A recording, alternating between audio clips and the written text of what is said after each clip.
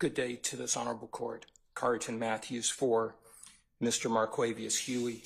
I cite for the court Wimbush versus the state, 345 Georgia App 54, which is cited in my motion. When a court has previously heard a motion for bond, its ruling is not subject to change unless the court finds that the movement has presented new information, testimony, or evidence that indicates a change in circumstances. Wimbush, when it talks about new information, new testimony, or evidence that indicates a change in circumstances, I would like for the court to consider that the change in circumstances as it relates to this particular proceeding is that when the court denied the bond to Mr. Huey back in 2022, it determined that he did not meet the Ayala factors. This same court, in making that determination in 2022, the change in circumstances, the new information, the new evidence is that that same court that denied the bond in 22, that court indicated in or on June 10th, it had a meeting that this court has heard over and over again now with the state, right? With a sworn witness, right? And in the transcript, Your Honor, the court that denied the bond to Mr. Huey then, that court engaged in conduct which I believe influenced the witness, caused that witness to reconsider his position that he was not going to testify, talking about Copeland, caused that witness to, rather than say, I'll sit in jail, co-signed on the state of Georgia's recitation that, no, Mr. Copeland, you will sit in jail until every single defendant on this indictment is tried. So what I'm asking the court to do is look at what is the change in circumstance here. The change in circumstances, we want Mr. Huey. He wants an unbiased, a neutral referee to decide whether or not he is a good candidate for bond. I would assert to this court that that has been clouded because a neutral judge, a neutral referee would not have engaged in the conduct on June 10th, which essentially is why he has been recused. So I'm asking the court to say, hey, look, there has been new information, because that was not information that existed when the court decided that Mr. Huey was not a good bond candidate.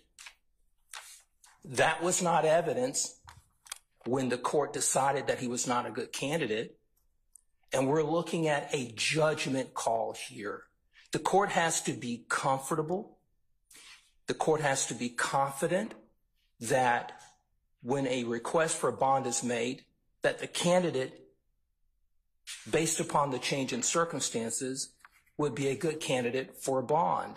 Now, Mr. Huey has been in custody since December 14th, 2021. It's a long time.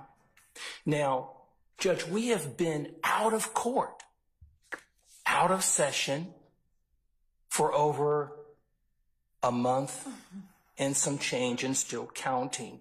That delay, Your Honor, is a change in circumstance for Mr. Huey.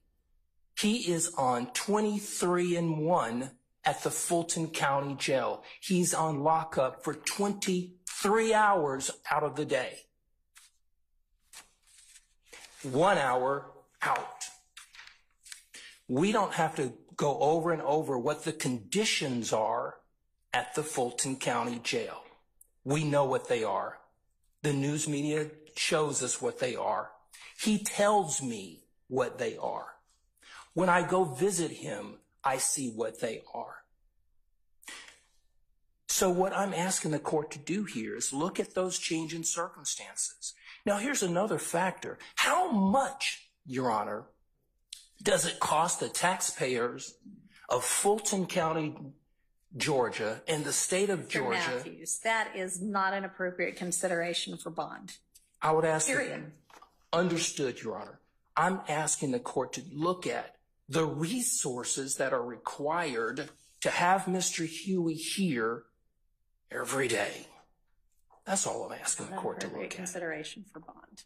All right. So essentially, Your Honor, I'm asking the court to look at the change in circumstances that I have cited in my bond motion.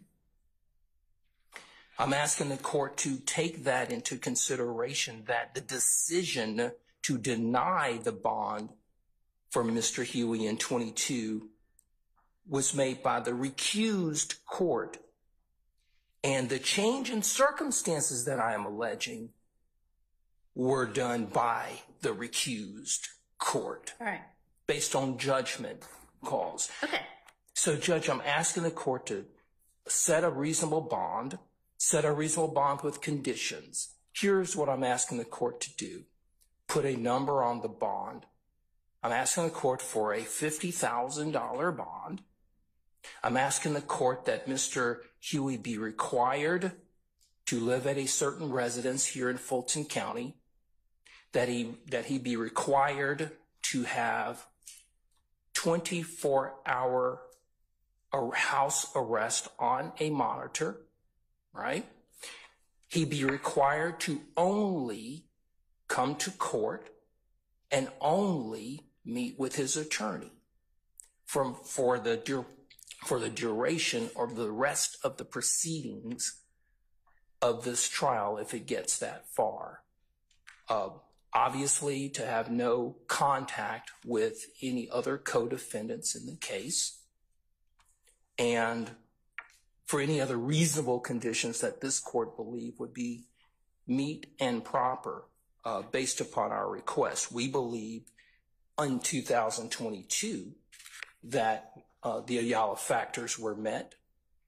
The court has indicated, obviously, that the other court made that decision, and then this court wants to hear about the change in circumstances. I think I've efficiently been able to lay those out in our motion, support it with proper case law, and also I would, just for the record, I would address the case that I cited with respect to the ex parte meeting, and that's Scudder versus the state, 298 Georgia 438, a 2016 case.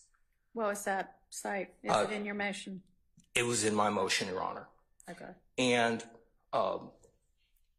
the Scudder court determined that a criminal defendant has the right to be present and to see and hear all critical parts of his trial. Okay.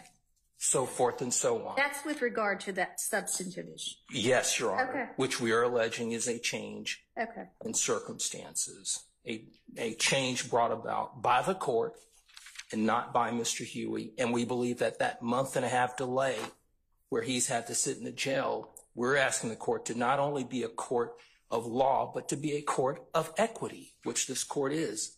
And we believe that equity and fairness dictate that a reasonable bond be set in this case. Otherwise, any other change in circumstances that are not brought about by Mr. Huey has to suffer the consequence.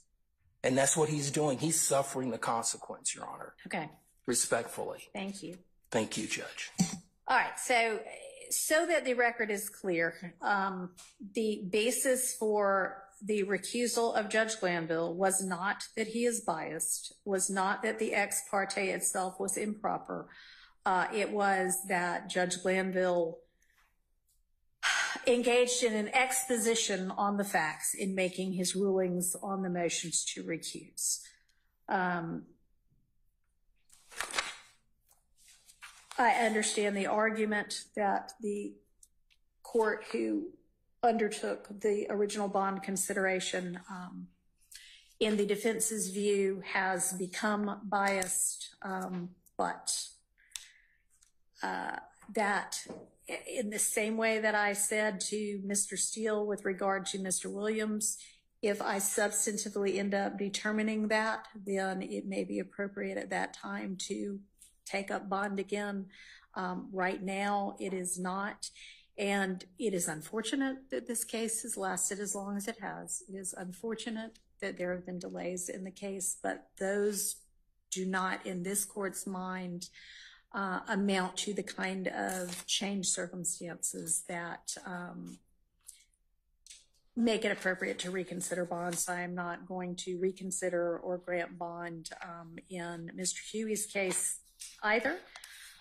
Mr. Kendrick also has a motion to reconsider bond. He asserts changed circumstances that essentially this case has taken way too long, which I don't necessarily disagree with, but.